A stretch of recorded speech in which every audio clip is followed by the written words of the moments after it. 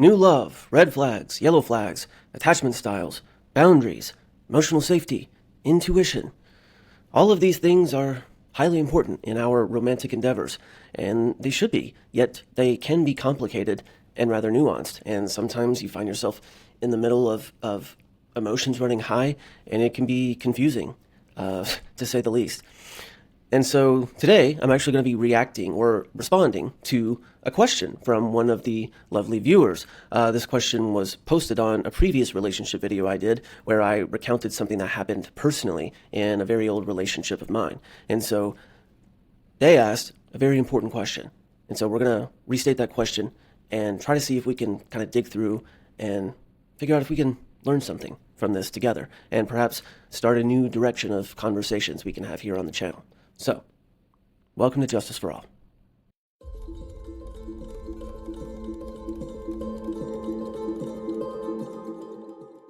Okay, so we're just going to jump straight into this thing.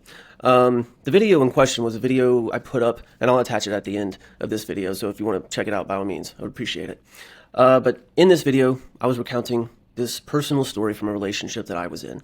And in the story, I was talking about how my then partner had presented at the beginning of the relationship as emotionally grounded, emotionally stable, safe, what we would now, kind of refer to in that as a secure attachment style, if you will.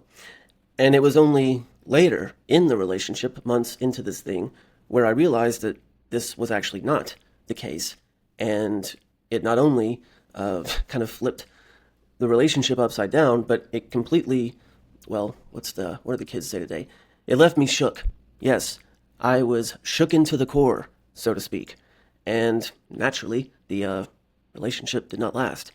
And that video was about being committed to yourself, because the biggest mistake that I made in that relationship was I abandoned myself, my relationship with myself, for the sake of that relationship.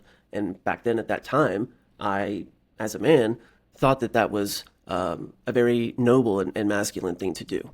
And, well, of course, I was incorrect. And that is one of the gazillion lessons that I have had to learn the hard way.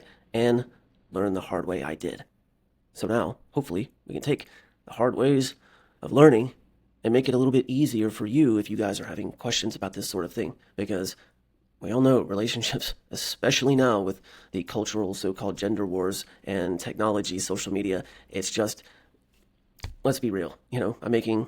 I have this private practice that I'm making these videos because it is just dating in modern day 21st century is an absolute dumpster fire. And I'm just hoping at the very least we can cultivate healthy relationships with ourselves first, and then somehow take that out into the world. Of course, that's the whole, premise of this channel and all the different pillars and the varieties that we talk about here. But I'm very keen on relationships because relationships are the avenue in which we experience life and love and purpose and meaning and depth.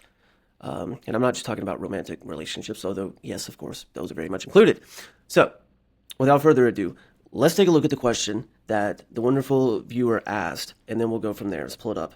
Okay, 5 days ago, they asked, do you recall having intuitive nudges within yourself in the beginning stages when the person presented as safe that caused you to feel unsafe, but that you overrode or ignored, or did red flags only come at a later time when you were much more invested? Now, if you were to keep reading down there, you could see that obviously I began to respond there in the comments section, but as I was typing out, all of these different things flooded in, and I realized this is way too nuanced to answer in a comment section. And so I asked her if I could use this example, which she gave support for, because it's a complicated topic, and even my own personal answer here is a bit complex, and it was worthy of its own video because of the excellence of this question and the importance of this topic for all of us. So, what came in and what I was going to say is, well, first let me give this caveat. This video, I am only going to be talking about this personal experience and answering this specific question. Now, of course, I want this personal experience in this question to reverberate out into the community and touch on all of these different themes. This is by no means an exhaustive list. over boundaries and red flags and emotional safety. I mean, these are topics that we're going to make many, many videos over the upcoming months or what have you. It's that big of a topic. And so this is not an exhaustive video on this by any means. We're just going to be talking about this specific question and answer, and hopefully something, hopefully I can touch on things that, relate to all of us in a way. So, again, they ask about intuitive nudges at the beginning of a relationship. This person is presenting themselves one way, and then they turn out to be an entirely different way. The answer to this question in its most simplistic form is yes, both. There were both intuitive nudges, and also the red flags did not become apparent until much later. And this is why I didn't answer it in written form in the comments section, but I'm doing a video because that requires a little bit of parsing out. Okay, so let's dive in. In this particular experience, years ago with this particular person, they came on the scene, we started dating, and things went very well. I mean, exceedingly well. But of course, there were little things that came up from time to time that gave me some pause. Now, to be specific here, I call these yellow flags. I don't call them red flags yet. I call these yellow flags. And what I mean by yellow flags is that a little something comes up and pops up, gets your attention, and gives you that little pause, right? They say you do something and you're just like, ugh. It's not really like, it's not a full ick. It's more like a, something, I don't know. You're not running for the hills. It's not immediately screaming, run, run, run. It's just something comes up that rubs you a little bit the wrong way, and you think, okay, well, that's not really a huge, but it could be. It could be indicative of something larger, but also it's hard when you're in the first beginning stages. Now, of course, if you're falling in love and having the butterflies and doing that whole thing, it makes it 3 times harder because, of course, your desire for that person and the relationship is just over the moon. And so you have to fight that. But these little yellow flags pop up, and they come in and you reason with them, right? You're like, okay, well, this could be indicative of a larger problem, but also I don't fully know this person yet, so I don't know how they act and operate when they're hungry or angry, lonely, tired, when they're stressed from work or they're having a bad day and they just say something and they don't really mean it but it comes out, or they do something and it's not really indicative of their true nature or how they have been. It's just a rough moment, and you don't know, right? It kind of goes along with this idea of like, oh, if you really want to get into a relationship or get to know somebody, travel with them early on. Why do we say that? Because when you travel with a person and you are with them in the face 24/7, including when you're hungry, angry, stressed, lonely, tired, the bad breath in the morning, all of the things, you get a full spectrum of, the positives and negatives of a human being. And they say, if you can walk through all of that with somebody on a trip and everything that goes with that, and you still want to be with them, then, hey, maybe it's got a good shot.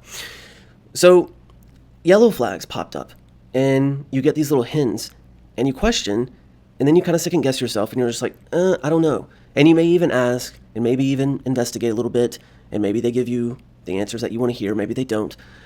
And so in this particular situation, the yellow flags came up, and I inquired around the edges just to kind of feel it out, and nothing sprang up as an immediate red flag. So here's another thing. Hindsight is always 20/20, right? Now, I can look back, or it's been years, I don't think about it anymore, but after the relationship and talking with my own therapist and going through and parsing things out, of course, I could then look back and be like, oh, this, I didn't think this was a thing, but later I can see how this actually led to that, and that actually exploded over here and just like threw me way off track, and now I'm thinking, remember, she said this, I didn't even pick up on that at the time. There's all kinds of things that can pop up, especially in a heartbreak when you're trying to move on, you're trying to get over it, and you're literally like analyzing every single detail, and it can like drive you crazy. The point is, yes, some things happened, some things said, but it wasn't big enough to me at that time that I was going to walk away from the huge list of things that were just popping off the charts excellent. And so I continued forth, just like a yellow flag or a yellow light.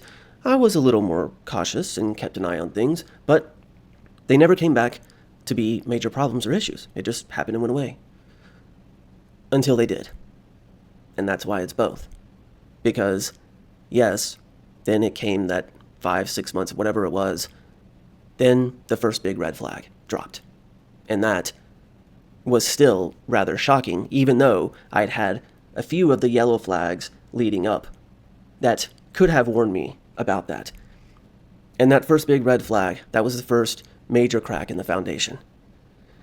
And here's where I want to get specific, because this is where I made my mistake. I don't regret, overriding and going through those yellow flags. I don't regret not labeling them as red and giving up, because I still stand by that at that time, not hindsight 2020, but at that time where I was in head and heart, it was worth it. And that very well could have gone on to those yellow flags were actually nothing. They were totally fine and everything was green and lovely, because if you go into every relationship has issues.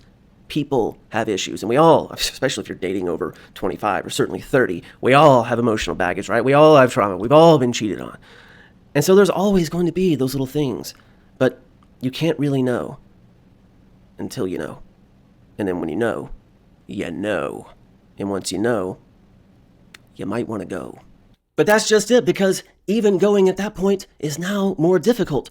Why? Because you're not just at the 1, 2, or 3 month honeymoon stage where, butterflies are going, blah, blah, blah. But now you're at 7 months, 8 months, you're at a year into this. And now you really have some solidified real feelings about this person, this relationship. You've started talking about the future. You've started making plans. You've traded the L word on regular occasions. You have brought them or they've brought you to meet the fam and all the things. So now it's not just, this guy I'm seeing or this girl I'm seeing.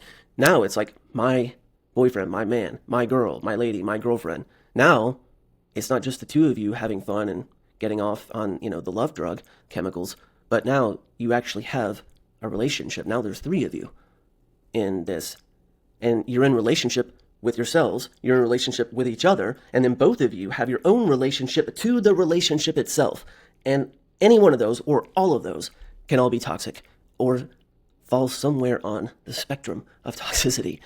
So it gets complicated. Not to mention that we all want love and we want to be loved. And so if you are still in that relationship and you're still getting that love that you want and you're still giving that love that you want, but all of a sudden, like, this huge red flag comes crashing through, then it's like, well, what do I do? I have to face this. It's so big, I can't ignore it. But also, like, this is my boo, or this is my, my person. It becomes very difficult.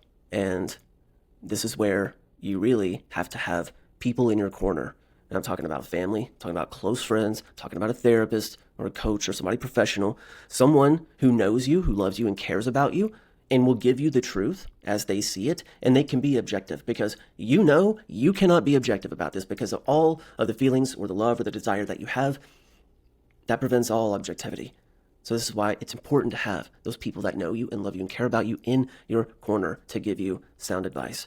That doesn't necessarily mean that you run to them and tell them every relationship detail and all this stuff on this person. You don't want to do that. But if something major happens, then you need direction. You need some guidance.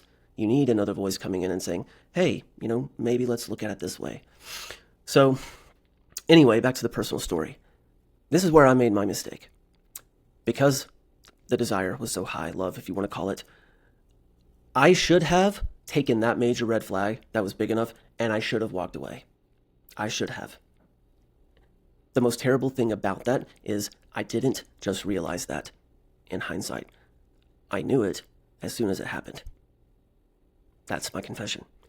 I knew that I should have walked away. I knew that this person wasn't who they presented to be. I knew that, all of a sudden, this front that they put up about being emotionally grounded and emotionally stable, all the little tiny cracks, now the big crack has come down right through the middle, and the persona and the facade is crumbling. And what is left in front of me is not what I fell in love with. And I knew that I left because my intuition was saying, whoa, my mind was saying, go, and my heart was saying, no. Or maybe we can flip that, and my mind was saying, no, and my heart was saying, go, as in, go with this person. This is why it is important that before you go into a relationship. You don't have to be completely healed because there is no such thing. However, you do have to be in a healthy relationship with yourself before you can have that healthy relationship with another person. This person on the other side of me absolutely did not have that and was not in it. They were a love junkie, a love addict. And I'm not going to go into the whole bit of it, but in that moment, I abandoned myself. And though in pretty much all of the ways, or most of the ways, I had a healthy relationship with myself, I thought it noble to do so in that relationship, and it wasn't. And part of that, part of that is the empathy and compassion that makes me good or decent at the job that I do, but I extended it the wrong way in my personal life. I should have instead been putting up boundaries and having an understanding and moving away by having my head and my heart aligned with each other, but also knowing that what that alignment looked like in relationship. I stayed. The place that I would defend myself was, I did bring this up, of course. We had many conversations about it. I did talk about breaking up and leaving the relationship. But this person came back and did not take accountability and responsibility, but said, I hear you on this issue and I don't want to lose you. I want to work on this and keep pushing forward, and was still, of course, saying all the lovey-dovey nice things.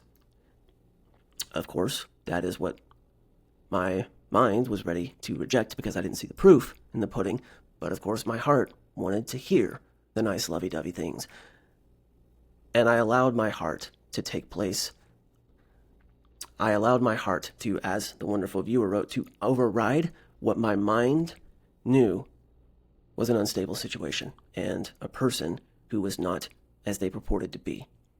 And that's where I messed up. Now, where it gets even deeper is that the next few months were amazing. Probably the best of the entire relationship. We did talk about and address that issue, or the all of those issues that were surrounding the big red flag, the 3 strikes. And I saw progress.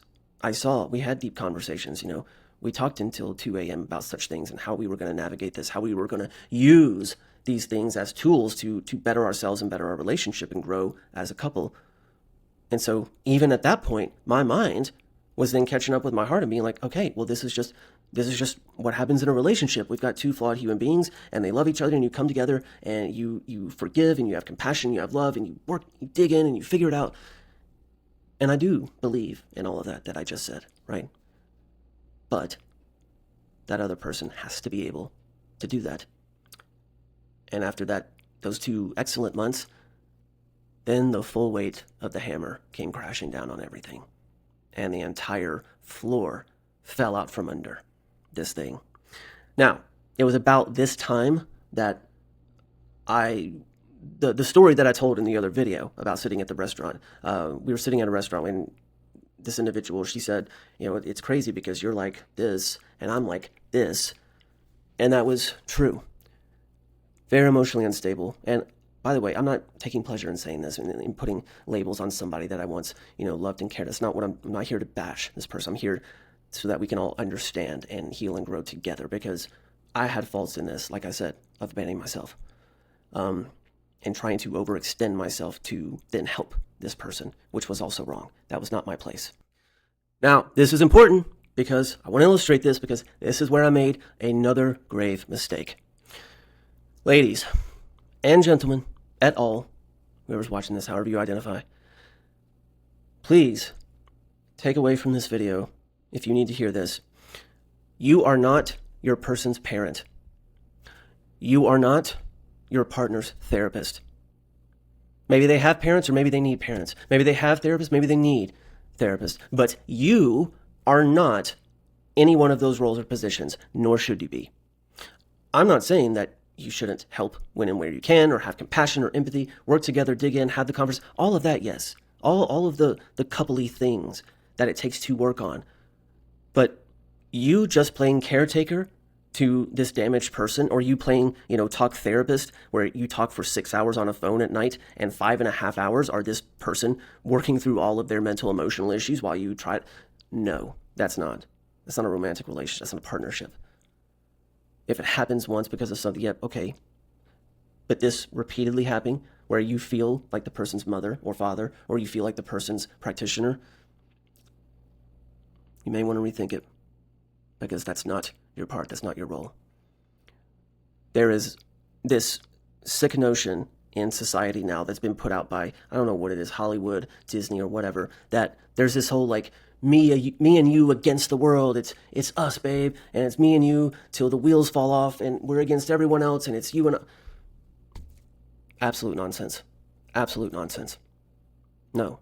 You need relationships in your life, like I said, with yourself, with that person, but also with friends, with family, your own separate friends that you had before this person, their separate friends they had before you, and the friends that you make together as a couple. Community is the bubble of love. It's the ecosystem of love in which we, our hearts and our love and our relationships can nourish and flourish.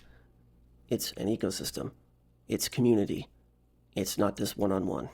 There's a reason why they warn about certain personality disorders that like to isolate people away from their community when they're planning on or currently abusing them. There's a reason why. And they often do it in, it's an action that's love-coded, right? They don't frame it as, oh, I'm trying to isolate you from the people that love. No, it's framed in that, baby, it's us, it's me and you. You're my one and only. You're the only one that really knows me. It's all of the love bombing things. So speaking of love bombing, yes, once that final act that brought the whole house down revealed itself, and then the abusive terminology came in, it was then that I realized that, oh wow, all of that was a love bomb act. All of the sweet things, because once I stood up to this person and stood my ground and respected and loved myself, once I stood up and I had the courage to point out, not accusing, not attacking, but pointing out, hey, this and that, this is abusive, this is toxic, this isn't right, you can't treat me this way. Well, guess where all the love went very quickly. Now, there are labels that exist that would be appropriate for that individual. I'm not going into that here. That is not my place.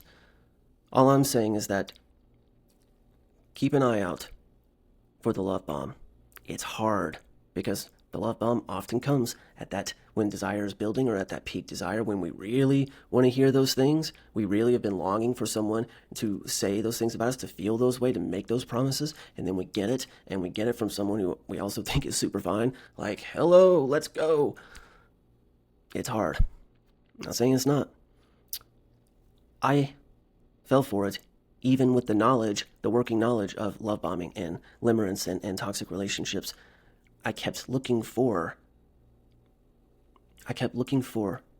that part where it would break, and I didn't see it, and so things moved forward. So far that when it did happen, I abandoned myself, and many toxic things happened therein and afterwards. So, at the end of the day, I honestly don't even know if I answered this question. So let's bring it back. Did I see? Did I have some intuition? Yes, I did. But that is not always going to be 100% correct. But yellow flags are appropriate to keep in mind if your intuition does say something. I don't ever, and I highly recommend this to my clients and to you, don't ever disregard or ignore your intuition. Your intuition's there for a reason. But also, intuition's not always right. We have thoughts, we get feelings, we have these things. I've heard people, especially like relationship coaches or whatever, they're like, oh, go with your intuition always. No, it's not always right. I've had a lot of relational intuition that came back to smack me in the face. I had intuition that these were only yellow flags and that they wouldn't become red and be a big deal. And my mind told me otherwise. And I didn't check outside of that, because once I went and talked to my therapist and my family and the people around me, they were all like, bro, what in the world were you thinking? It was terrible. I have to admit that. I have to admit it. It was a rough period. But the thing about it is, you may not know for sure until you see the actual red flags. But when you do see those, and they are in your face, please really take the time to think it through with your brain and with your heart, but also check with your peoples, because they'll be honest with you. Have peoples, I guess I would say, to begin with. So, it can be complex, but once you know that the person, the relationship, the situation is toxic, then you may want to start considering an exit strategy. So, like I said, this is an exhaustive. There's a whole host of topics in there that we could spend forever on, right? Boundaries, love bombing, attachment styles, all of this stuff we're going to continue to talk about and get into in this series. So if you are interested in those conversations, especially about romantic relationships, but also familial relationships, friendships, co-workerships, colleagues, there's relationship exists in many, many forms throughout the world. And we're going to be looking at all different kinds and different themes that underline these different styles of relationships. So if you're into that, subscribe, come back. If you know somebody that's kind of struggling in this, or somebody that's kind of dealing with intuition, or somebody that's on the fence about their partner or whatever, if you think this could help, or other videos here, by all means, help a guy out, drop a like, send it on. And if you are in a situation like this, and you don't have peoples, and you need someone, shoot me an email. Hit me up. Let me know. Let's talk. You're not alone in this. And if that's all it is, great. And if it leads to something, working in a closer way, then that's what it is. Just be careful out there. Know yourself, be good to yourself. And when you need to, heal your heart, renew your mind, transform your life. Fill that life with people that you love, and then go all in. And until next time, I am An Exhaustive. Take care of yourselves and each other.